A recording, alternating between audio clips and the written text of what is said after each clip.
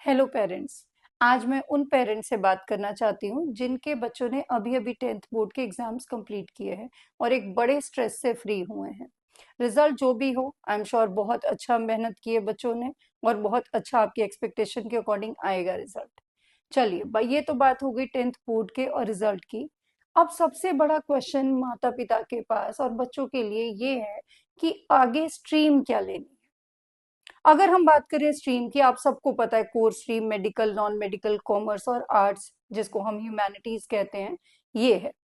आजकल क्या हो रहा है कि बच्चे ज्यादातर अपने फ्रेंड्स के इन्फ्लुएंस में या सोशल मीडिया के इन्फ्लुएंस में ये डिसाइड ही नहीं कर पा रहे हैं कि उनको करना क्या है।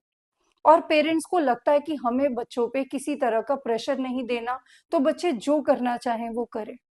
मैं आपसे ये पूछना चाहती हूँ कि 15-16 साल का बच्चा क्या ये डिसाइड करने में सक्षम है कि उसके फ्यूचर के लिए क्या अच्छा है? मुझे लगता है कि एक बार पेरेंट्स को सोचना चाहिए इस बात। ये जो सब्जेक्ट बच्चा लेगा 10th के बाद, ये उनके लिए सिर्फ एक सब्जेक्ट नहीं है, ये उनका करियर फाउंडेशन है। जिससे वो फ्यूचर में क्या बनेंगे, कहीं ना कहीं ये पॉइंट डिसाइड होता है। इसलिए मैं चाहती हूँ कि पेरेंट्स, आपको बच्चों की हेल्प करनी है ये डिसाइड करने में कि उनके लिए क्या सही है और क्या गलत।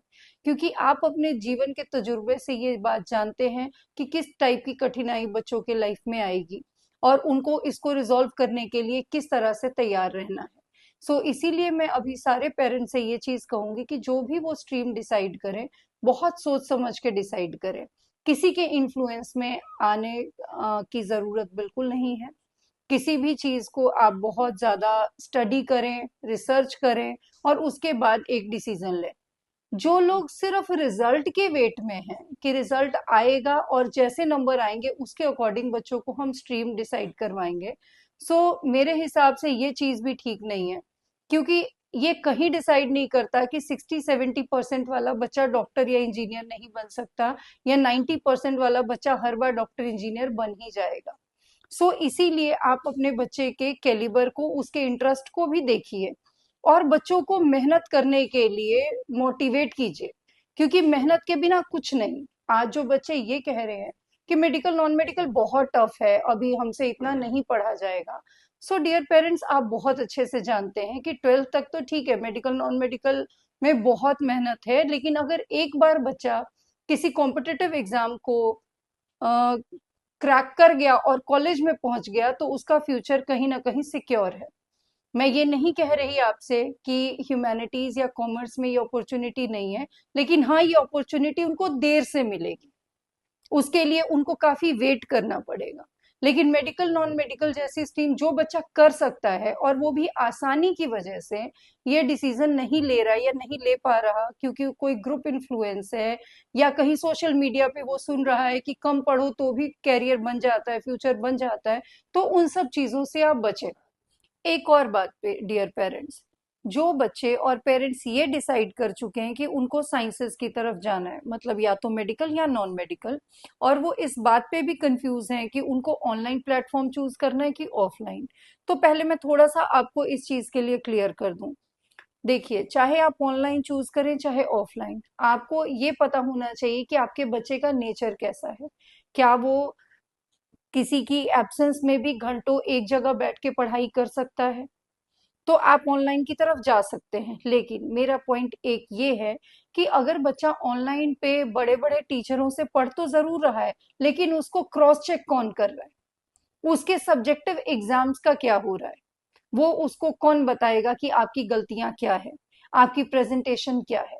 तो ऐसे बच्चे ज्यादातर बोर्ड्स और स्कूल में अच्छा परफॉर्म नहीं कर पाते। वो बहुत रेयर है कि 1-2% बच्चे बैलेंस कर जाएं। सेकेंडली, अगर हम बात करें ऑफलाइन की, आप ऑफलाइन में जाते हैं तो सबसे पहले दिमाग में बड़े बड़े ब्रांड्स होते हैं, जो नेशनल लेवल के ब्रांड्स हैं, उन पे दिमाग जाता है कि हाँ, हमारे बच्चे के लिए बेस्ट वो है। बिल्कुल, टीचर्स, इंफ्रास्ट्रक्चर, सारी चीजें बहुत बेस्ट होती हैं। लेकिन क्या आपको लगता है कि आपका बच्चा बड़े क्राउड में एक क्लासरूम में पढ़ने में सफिशिएंट है? वो अपने डाउट्स 80-90-100 बच्चों के बीच में हैंड रेज करके पूछ पाएगा?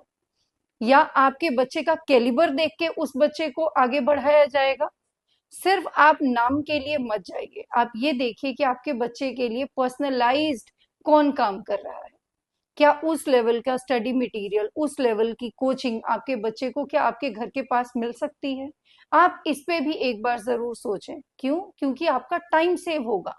फाइनेंशियल तो जो है आपका है ही है सेविंग, लेकिन उसके साथ जो बच्चे का ट्रैवलिंग टाइम है, बच्चे के सेल्फ स्टडी का टाइम है, और साथ ही साथ उसका जो कंफर्ट जोन है जो एक छोटे बैच में उसको बनेगा, वो चीज कभी भी ब्रांड्स के साथ पॉसिबल नहीं है।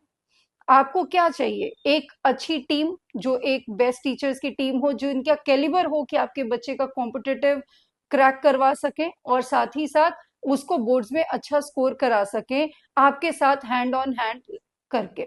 सो आप एक बार हमारे पास जरूर आए, बच्चे की काउंसलिंग कराएं, और उसके बाद डिसीजन खुद लें।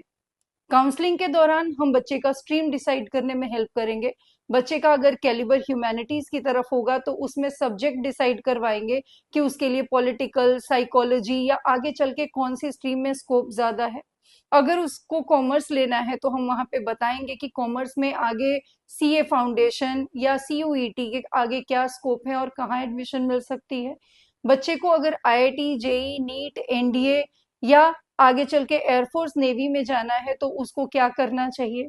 मेडिकल में अगर उसको आगे इंटरेस्ट है तो उसमें उसको क्या अपॉर्चुनिटीज मिलेंगी।